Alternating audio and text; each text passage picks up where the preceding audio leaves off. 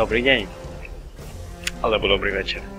Zdravím vás u mojho videa na hru Legend of Grimrock. Táto hra je old school RPG, alebo aj indie hra. Ide o to, že proste prechádzate dungeonom. Proste povedali old school RPG, žiadne nové alebo také. Proste dungeon, ktorý prechádzate, je to ťažké a tak, viac si ukážeme v hre. Tak ako prvé by som vám ukázal nastavenia. Nastavenia sú možno trochu jednoduché, ale pre takúto hru bohate stačia. Vidíte, máte tu rendering quality, textúry, no ďalšieho, audio a v samotnej hre nejaké featureky ako autosave alebo tablet mode. Ak by ste mali touchpad, zaujímavé, to necháme tak. Potom je tu Dungeon Editor, perfektná vec pre tých ľudí, ktorí sú viac kreatívni ako ostatní a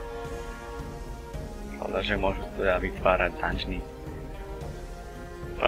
Je to spojené teda so Steamom, ktorému si teda tie dungeony môžete stiahovať na Steam Workshope, ale samozrejme teda aj uploadovať.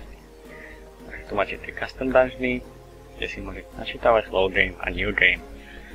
Takže asi začneme new game. Ja už som nejakú chvíľu hral, tak aspoň viem, o čom to je, trochu sa to ovláda. No, ja si dám easy, pretože chcem, aby táto séria vydržala čo najdlhšie. Charaktery si tvoriť nebudeme, lebo ani neviem aké. A old school mod, to je mod, ktorý v podstate, pretože kedysi ste mali old school RPG, kde proste mapku ste si museli zakreslovať sami, bolo to boli strašne ťažké a tak to je niečo také, ale ja tu papierik pri sebe nemám a ani by som to nevedel.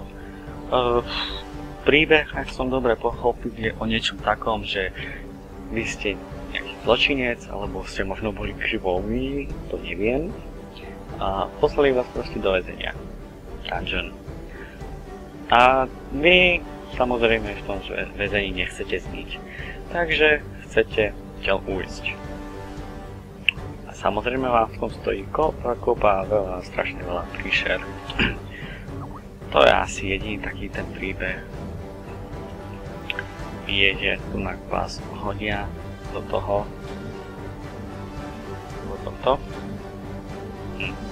No, Legend of Grimrock.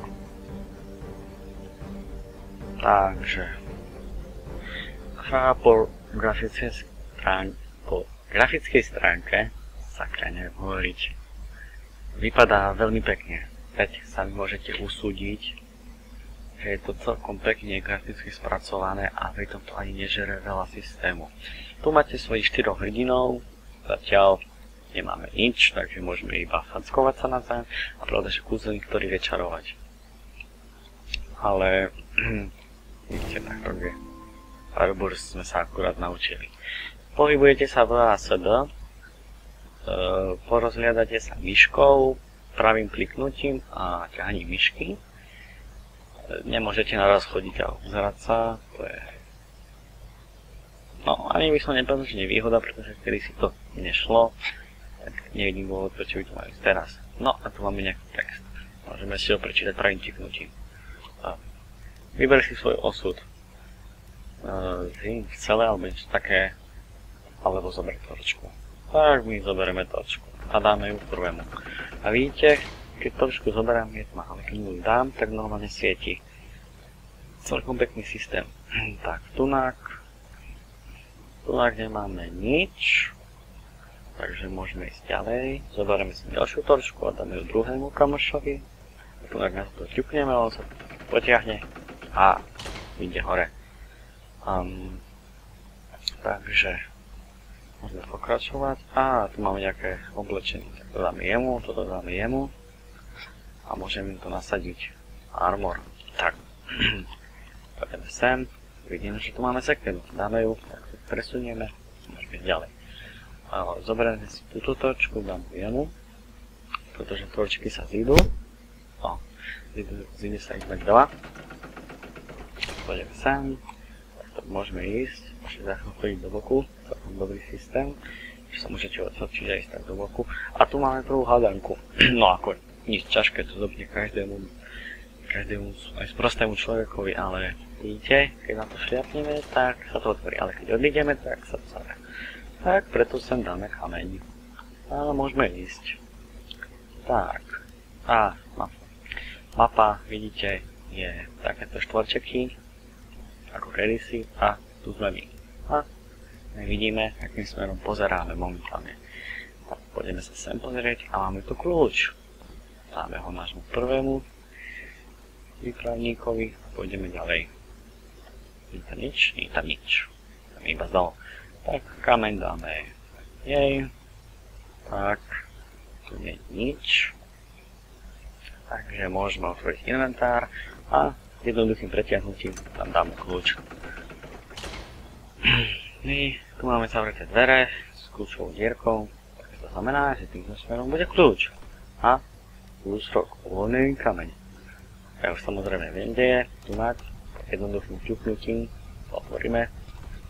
No, poďme, dobre. A máme tu ďalší kľúč. Železný kľúč. Tak, pôjdeme sem. A znova otvoríme. Jednoduchý princíp, ale osobne neviem, ako to bude v neskôrších časoch, ale teraz je to ešte jednoduché. Prvý nepriateľ. Tak, fight systém, v podstate taký, ako som vám ukázal na začiatku, ale teraz si to môžeme predviesť. Môžeme hodiť kameň, dáme mu za 7 kúzelníkov, vyčarujeme, dáme mu, udreme, ona nedočiahne, samozrejme. Môžeme udrieť, môžeme vyčarovať a je po ňom. Nevypadlo. Z týchto nepriateľov môžu padať. Konkrétne zo slimákov môže padať jedlo, ktoré sa tam zíde. A máme tu, tak to dáme jej. Máme tu dýku, tak to jemu dáme. Toto sú nohavice, to dáme sebe, povedzme, že to budem ja. A máme tu aj tieto topánky, tak to dáme jemu. Niekde sme držgroši.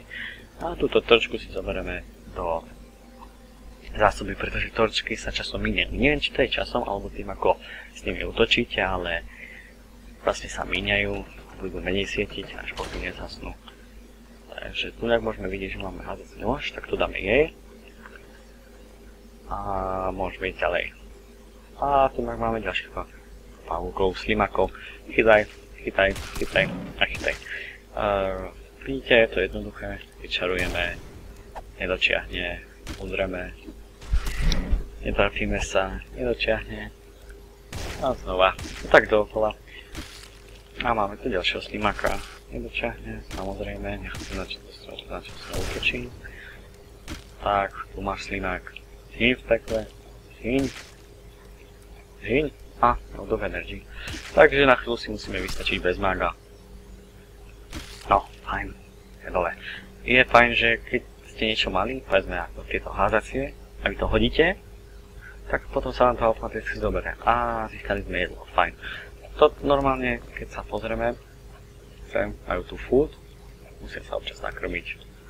A toto, máte tu level Human Fighter, level 1, môže sa leveliť, tu môžete pridávať skilly. A samozrejme u každého, to je Minotaur Fighter, on je Human Roach, Human Mage. Minotaur sám, tak. A nie, tu pôjde ďalší kľúč a predpokladám, že žiadny kľúč nemám, nie. Takže pôjdeme sem, poďme sa na mapu. Takže sem a tu máme, sandálky a jedlo, to dáme jemu, kameň dáme mágovi, panôčky dáme jej, pretože ona je chudák a nemá nič na sebe a to dáme tiež jej. Mág bude musieť počkať, ale ako máte túto štvoricu, tak ono to funguje tak, že proste dostávajú rano títo prví dvaja. Ak náhodou mali malo healthu, proste si ich môžete prehodiť a bude táta bude vpredu, bude zastávať na damage a tento bude zatiaľ v pohode. A môžeme si aj takto našim šriak prehadzovať, ako práve sa nám bude hodiť. Takže kľúč sme tam ale bohužiaľ nenašli, tak budeme musieť ísť sem a trochu pršíme ho a potrebujeme sa sem. Čo tu máme? Jedlo, jamu a kameň tiež jemu. Tak, pôjdeme sem a otvoríme. Fajn. Samozrejme, prvá trochu ťažšia hádanka, tak prečítame si. Na zavretie prekopy potrebuje niečo lietať. Neviem, či som na to sám prišiel, videl som to ale vo videu. Máme kameň, pekne pristane, môžeme si ísť pre kľúč. Samozrejme teraz neurobiť chybu, čo som ja urobil, že si zoberiem kameň, pretože nedopadlo to dobre.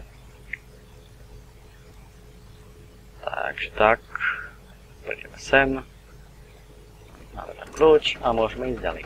A vidíte, už na nás vytrčilo niečo hlavu. To je, ja neviem, proste taký obelisk, hlava, neviem. A vyrieč môj zrak, alebo také niečo. A ja už viem, že do jeho očí patria 2 diamanty. Jeden diamant bude tam, druhý tam. Tak, môžeme sa pozrieť sem na chvíľku. Tak. A máme tu stromového nepriateľa. Tak, s ním sa mi nechce bojovať, pretože on je trochu zložitejší. Tak zajdeme sem. A tu máme slimáka. A môžeme ho otvoriť. Nie. Ja som vedel. Ja, imak. Útoč. Tak, toto teda nebolo v pláne. Ja som mi sranda. A skúsime si počkať, keď tuto... Á, ide to. Fajn. Taj. No, fajn, ide to. Môžem si takto pekne prehadzovať, aby sa ona aj trafila. A vidíme. Tak zavretý. Tam nedočiahneme, ale našťastie to by nás malo teleportovať desi. Áno. Presne, super. Perfektne nás to teleportovalo. Takže. Ja by som tento diel tu už asi ukončil, pretože môj limit je bohužiaľ 15 minút, aj keď to 15 minút ešte má, ale základné prvky som ukázal, samozrejme, tak to by pre teraz asi stačilo. Na budúce získame 2 diamanty a môžeme ísť ďalej. Takže, moje meno je Syndicaty a ja osobne vám ďakujem za pozornosť. Nezabudnite odoberať, lajkovať, dielať videá, po prípade komentovať, čo sa dá zlepšiť, čo nechať tak a podobne. Takže ešte raz ďakujem vám za pozornosť. Salut!